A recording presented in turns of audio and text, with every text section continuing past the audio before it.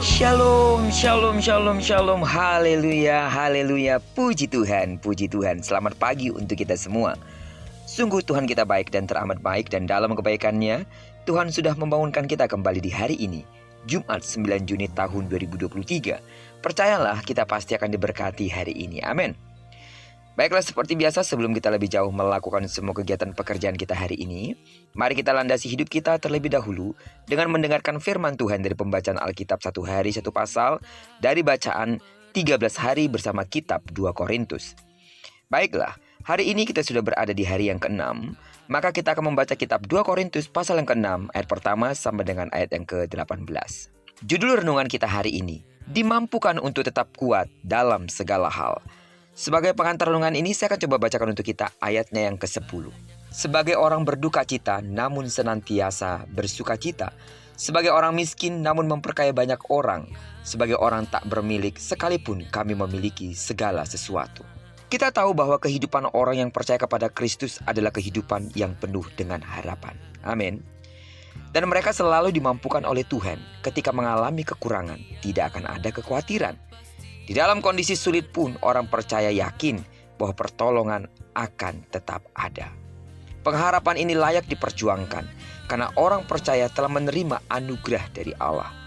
Tuhan kita adalah Tuhan yang mendengar, yang menyelamatkan dan menolong kita. Amin. Sewaktu melayani jemaat-jemaat di Asia Kecil, Rasul Paulus telah mengalami banyak penderitaan dan kepedihan di dalam penjara. Hal ini disaksikannya kepada jemaat di Korintus. Berjaga-jaga, berpuasa, dan menjaga kemurnian hati adalah persiapan pribadi yang dilakukannya. Pengalaman dihormati atau dicela, dipuji atau tidak dikenal, nyaris mati atau masih hidup, bersuka cita atau berduka cita, memperkaya imannya kepada Kristus. Semangatnya tidak pernah padam untuk tetap memberitakan kabar baik, yaitu kabar keselamatan dari Kristus. Bahkan ketika mengalami penderitaan pun, ia mampu menguatkan orang-orang yang membaca surat-surat pastoralnya. Saudara, inilah gambaran dari seorang pelayan Allah, dari seorang anak Tuhan yang sungguh-sungguh menyerahkan diri kepada Tuhan. Dalam kehidupan ini, kita juga mengalami banyak hal, suka maupun duka. Kita diuji dalam segala aspek untuk memurnikan iman kita.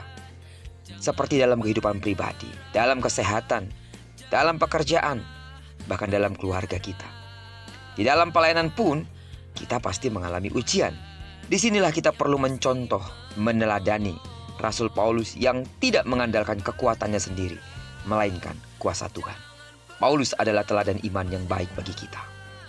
Sebagaimana sesama pelayan Allah, kita juga harus menjadi contoh bagi orang-orang di sekitar kita, dengan memperlihatkan bagaimana Tuhan memampukan kita dalam mengatasi segala situasi.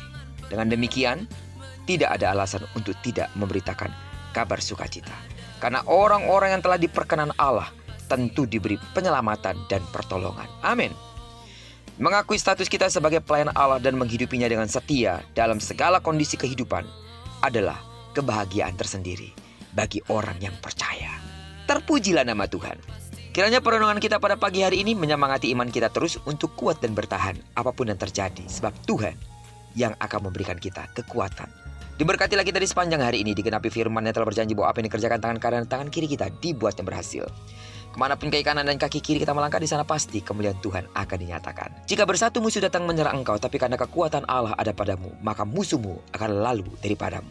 Dan terjadilah mujizat bagi sidang jemaat Tuhan yang sakit secara fisik. Dengarkan, dalam nama Yesus, sembuhlah sesuai dengan takaran imanmu. Diberkatilah kita bersama dengan orang-orang yang kita kasihi, serta bersama dengan orang-orang yang kita cintai dimanapun mereka berada. Terpujilah nama Tuhan. Shalom.